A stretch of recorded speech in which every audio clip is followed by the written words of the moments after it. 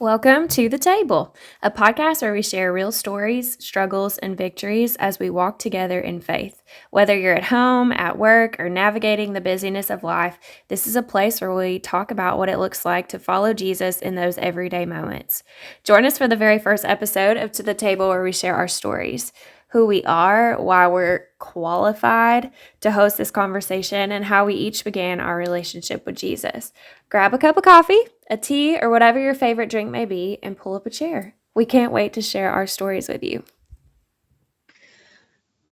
I can't believe we're doing this. I'm mixed with both so much excitement and terror, to be completely honest. It feels like I feel like I'm sitting in a really vulnerable seat. Mhm. And that's not how I like to be. Okay. But it's okay. We're just on Marco. It's good. Yeah. just It's like it's a Marco Polo. Yeah. Okay, so to the table. Mm-hmm. Welcome to the table. We are going to talk about community. We're going to talk about our lives. We're going to talk about our families. But I think probably one question people are asking is, like, who are these people? And why should they listen to us? Like, what are we doing? Are we qualified for this?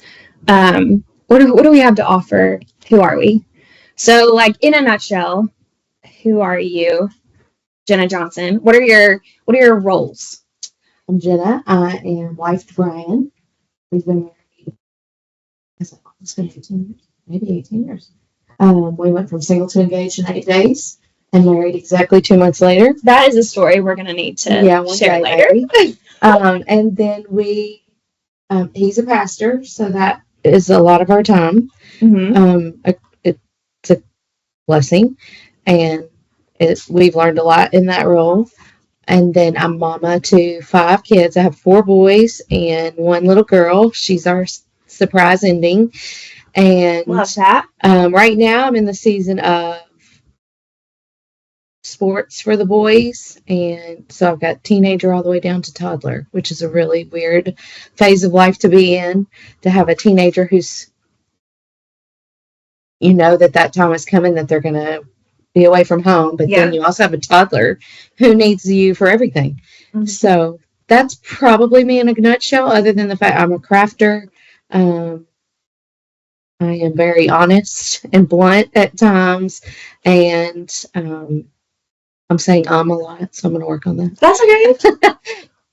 But that's probably me the most about what I am and what I do. I feel like you're being kind of humble because, like, you, from what I know about you and your schedule, there is like negative 17 hours available for you to do anything else because you're with your kids all the time. I am a homeschool mom. Forgot that part. Yep, that's a big part. Former educator, turned homeschool teacher, and now I've learned a lot about. I have dyslexic children, and I have kids with brain malformation, so we have learned to take things slow and work on their schedule, and that's taken a lot of time and a lot of effort, but it has been a blessing to watch them not be able to read, to doing this or having headaches all the time, to being able to play football. Yeah. And it's been just to see what God can do. Yeah. Is really amazing. It's nothing of me. It's all the Lord He's done it all. Yeah. It's been a journey. Yes. For sure. Very long. You. Who are you? Who am I? Well, I am a wife. I've been married to Justin for 10 years. I have 2 little girls, 5 and 8, nearly 8. Feels like she is 18. Yes. I am a nurse originally, I guess still, but am more in a teaching role now. So I think this is going to be really fun for both of us because we're kind of teachers at heart. That's at least I can speak for myself and feel like that's something like God has called me to. I was made to be a teacher. So yeah, but I am not a homeschool mom. And have a lot of respect for moms who can do that because that is a whole thing in and of itself. Again, probably something that we should dive into. Unless the Lord calls you to it. You wait till he calls you. I love it, but you wait till if and when. Yeah. That's not something that's made it into my prayers lately, No. that I could take on that role. But I think something else that we have in common is that my husband works for our church, and so he's not a pastor by any means, and he would attest to that. But I think as we have got to know each other, you and I can see some similarities in what your husband and what you deal with as a family, and in what we experience and deal with as a family, even though our husbands are in very different roles. Right. So I think that's something that we have in common. Okay, like that's about me and my family and who we are, but what about you and Jesus? I was saved when I was 10. I loved going to church. My mom was the piano player, or still is my piano player. And my grandfather is a deacon. And I grew up in church. I loved going to church. I loved being in the choir and singing. And Mom was the piano player for a quartet that my grandmother and my aunt were in. And so they practiced almost at least once a month at our house. And I can remember much of my childhood was standing around the piano and listening to them. And I learned harmony, and singing was very important in our family. Music was very important. And so going to church, I just loved the music more than anything. And I loved the fellowship. I loved being with friends. The church that I grew up in cultivated the friendships that we had and really poured into us as children. So I looked forward to church. I could not wait to get there. But there was a Sunday when I was 10 that we had a handshake, and I loved going around and handshake. I just loved people. And so I looked forward to that until that Sunday. When I went around in the handshake and got towards the front, I realized that I was different than everyone else in that handshake. And that was the first time that had ever happened to me. How could something I love so much make me feel uncomfortable? Mm-hmm. And I realized in that moment that I was different than them because I didn't really know Jesus. He had not saved me. He had not come into my heart. And I'd grown up hearing that there's going to be a time when you know that you're separated from the Lord. And that was my moment. Yeah. And instead of just submitting to that, I ran and hid in the bathroom. And luckily, my dear friend that I grew up in church with recognized that I was gone. And she came and found me, and her mom came with me. And it was in that moment that her mom asked, "Are you lost?" I was hiding in a bathroom stall, crying. And she just asked me if I was lost. And I realized that I was. I admitted it at that point, that I had not been saved by Jesus. And all that weight that I felt in my heart was him bringing me under conviction. And so I tried the best I could to make it to the altar and didn't make it. I made it to my pop's pew, which was pretty close to the altar. He sat close to the front. My pop was deacon there and sat in the same spot every Sunday, but I made it to his pew. And I remember just praying and offering all these things. I was only 10. I didn't have much to offer. I didn't feel like, I really didn't know what I could offer him. And I got to the point where I was like, I will do this, I will do this, I will do this, but there's really nothing I can give you. And I think it was at that point I heard the song, because music is so important to me, Just As I Am was playing. It was the first time that I really just listened to the words. And it was in the verse about receiving him and waiting on him and receiving him. It says, welcome, pardoned, cleansed. And it was at that moment that I just had this feeling come over me that I didn't have to cry anymore. And I kind of sat there and waited with that, because I didn't really, that was his still small voice telling me that I no longer had that conviction. I was welcomed and pardoned from my sins. And it was in that moment I realized I was saved. And that began my relationship with Jesus. Has my relationship with Jesus always been perfect? Absolutely not. A lot of times I want to handle things on my own. Same. I want to be in control. And that's really hard, because you can't be. Yeah. It's a daily surrender and a daily commitment and worship with him that I am still at how old I am now.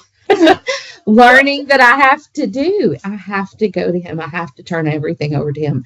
I can't control the things. He's in control of my life. Yeah. So, you got saved as a young girl, and then you've been in church My whole life since. And now you're married to a preacher. Well, I met my preacher husband in Jamaica on a mission trip, and I would have never, ever, ever gone on a mission trip, ever. But my grandfather, really felt led to go on one. He loved going on mission trips and traveling, but I was in college at the time and not in a good place in my relationship with the Lord. I was in college. I was trying to find myself, and every time I tried to take myself one way, it was like everything just went wrong. I could not I wasn't following Jesus. I was following the world and however I wanted to, whatever way I wanted to go. And my pop kept hounding me about going on. And I say that it sounds negative, but it's not negative at all. It was like the Lord was telling him that I needed this. Yes. And he kept pursuing that. And I'm sure it felt like hounding. Oh, absolutely. When you're 20-something, right, you're like, leave me alone about this. I've said no. Yeah. But I could tell it was something that was very important to him. And I've always respected him. He's one of the most influential Christian people in my life. And, well, the most influential Christian person in my life. And when he was consistent, I knew that I had to do it. Mm-hmm. And so I committed to going with him to Trinidad. And Trinidad got canceled. And I thought, yay. Yeah. I have gotten out of this. I don't have to leave college. I don't have to ask for makeup work. This is great. We'll work this out. Or, I thought. That's how you thought. Yeah. Mm-hmm. Oh, yeah. And then that trip got turned into going to Jamaica. And Pop called again. We're going to Jamaica. You're going, right? You're going. And so I ended up going to Jamaica with my grandfather, and it was there that I met Brian. And for the first time ever, but we found out that we lived 5 miles from each other. I was going to say you weren't far. No, we lived 5 miles apart in Tennessee, and it was crazy that it took my deacon grandfather pursuing this for me to make one of the best friends of my life. And because of that mission trip, we became such good friends. I respected him because he had just been called to preach. Brian had given up his job, that he was making great money, but the Lord told him to leave his job, and he did it. And I learned to respect him. I ended up about a year later moving my membership to the church where Brian just so happened to be teaching the college-age kids. So he became my Sunday school teacher. And then not long after that, he was called to pastor a church. And he kept coming back to our church and saying, I need teachers. I need singers. This church has very few members, and I just need help. Mm-hmm. And when he said he needed teachers, that's when I was about to graduate college for. And I lived right down the road from the church he'd been called to pastor. It felt silly not to go. Yeah. And so I prayed through it, and I started going there, and saw the need too. Like, these kids need a Sunday school teacher. These kids need somebody that will love them and take care of them. So I ended up moving my membership, and a year later, the Lord made it very clear that we were supposed to be together. Told us over Starbucks. All right. Well, it's a story for another day, but long story short, it was sitting at Starbucks, and he asked if there was an us. And I knew, just like I knew that I'd been saved. Yeah. Just that this is that person that you are going to marry. Yeah. And we went from single to, from that day, 8 days later, we were engaged. And we've served two churches now, one church twice. And I love to serve. I love to be creative and work with kids and sing. And it's very hard at times. Yeah. It is not, and ministry is not easy, but I'm going to serve him. And I love to serve with Brian. I love to hear him preach. I love to hear him teach. It is a blessing that the Lord put me here. Yeah. Where I am. from my seat, it kind of sounds like you couldn't really make it up. Like you couldn't really put all those things together on No. your own. And it's so fun to see God do that Right. and orchestrate those things that you felt like it was hounding, or you might have felt crazy during that time where Right. you were going from, this friend of mine to my fiance in Right. such a short period of time. It like maybe it felt out of control, but to look back now, it's like clearly you are there. Everything about you was made to fit perfectly with everything about Brian so that you guys could serve Right. together. And there has to be a lot of like, that's your purpose. There's a lot of Right. fulfillment in that. Right. So, such a good story. You're right. There's so many things we can dive into from that. But my story is a little bit different. I grew up in church. I'm pretty sure my family had me in church from like the very beginning. And so I also went to a Christian school, and it was so much Jesus. And as a parent now, as I'm working through this with my own children, I'm like, "Whoo, that was me." I remember being that little girl who I wanted so bad to be saved. And I heard about it all the time. And I was just like, "Oh, I'm ready. It's time. Let's do this, Jesus. Let's get saved, because that's what I want right now." And it was honestly, I wasn't ready. Right. I just wanted to, please my family. I wanted to please Jesus. I wanted to kind of skip all the hard part and just jump into that relationship with him. But I too found myself in this place of really heaviness, and I was scared, like terrified that Jesus was going to come back and I wasn't going to be saved. And so I did the same thing that you did, kind of bargained and, said, I'll do this for you, or I'll do this, or I'll do this, or I'll do this. And I'll never forget laying in my bed. Everybody else was asleep. And I have a horrible memory. So it's a blessing that the Lord lets me remember this. But I remember being in my bed and praying, and I got to a very similar place that you did. And I just was like, there is nothing I can do. If there was, I would do it. I promise. But there isn't. I can't do anything. I can't give you anything. I don't want to be scared anymore. I know that you love me. I want to do it. Will you help me hand it over to you? And I had heard so many testimonies at that point, like people seeing lights and jumping up and down, and everyone who's ugly is beautiful, and all these things. And none of that happened. I just got this peace. Like, it's okay. You don't need to be scared. I'll take the nothing that you're giving me, and I will make it work. And then I was a little bit hesitant because I wasn't really sure that was the experience I should have had. But I did later tell people and join the church that we were actually at now. And it was just the beginning of this really long, hard, rewarding, beautiful relationship. And the joy didn't set in, which you told. It didn't, no. And I had the peace, like the peace didn't go away, but I didn't feel the joy until I shared it with other people. And I met my husband at church, and God orchestrated. He was my best friend for a very long time. And again, this is a conversation for another day, but I was adamant that I was not marrying him. And I have now learned after several instances that I should never say never. Absolutely. Because I will always end up doing whatever I said I will not do. Like the Lord just has that sense of humor. And so he brought us together, and we have been at our church since, but we haven't always done it right. And it hasn't been,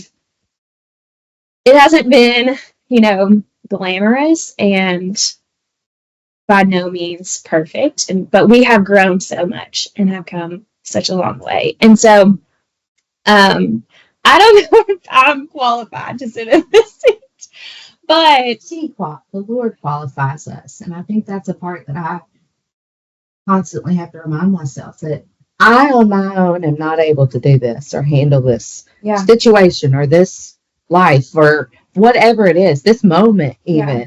But He qualified you when He saved your soul. yeah, And He has a story to tell through us, everyone that knows the Lord. yeah, And when we don't use those qualifications that He's given us, we're just robbing ourselves of the joy that He wants to give us. yeah. I agree. That's scary. It is scary. It feels it's nerve wracking to do something, But it's also honoring. Like it's humbling and honoring that He loved me enough. Yeah. He loved me enough. Yeah. More than enough. Yeah. So I think that is what we're bringing to the table. I hope so. That's what I've got.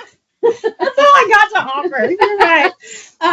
So I think one thing I wanted to say as we wrap up this part and like who we are and what we're bringing is something that I want to ask people listening to this, because there may be, I don't know what success looks like. There may be 10 people who listen to our conversation, and that's great.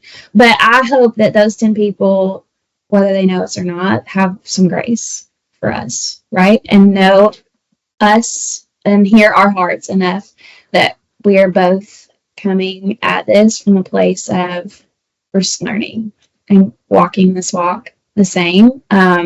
Honestly, I wish I was further along in this journey, right? I wish I had more. I wish I knew more about the word. I wish I was better in my prayer life. I wish I had done so many things differently, but we're here at the table, we're here, and we're going to do our best to share what's on our hearts and what the Holy Spirit leads us to. I agree. Okay. Thanks, Jenna. Sure. Thanks for listening to our very first episode of To the Table. We hope today's conversation encouraged you as you seek Jesus in the big moments and the really little ones. If we've mentioned any resources, you'll find them in the show notes, along with our brand new To the Table playlist, a list of songs that we've been listening to on repeat and tie into our conversation from today. Feel free to share this episode, leave a comment, ask a question, or share your thoughts with us. Join us next week as we come back to the table, diving deep into the story of how this podcast came to be and the heart behind it. We'll be sharing why we're passionate about bringing women together in community and why it's important to feast, fellowship, and find forgiveness for yourself and those around you. Until next time, keep following Jesus, and we'll see you here again soon.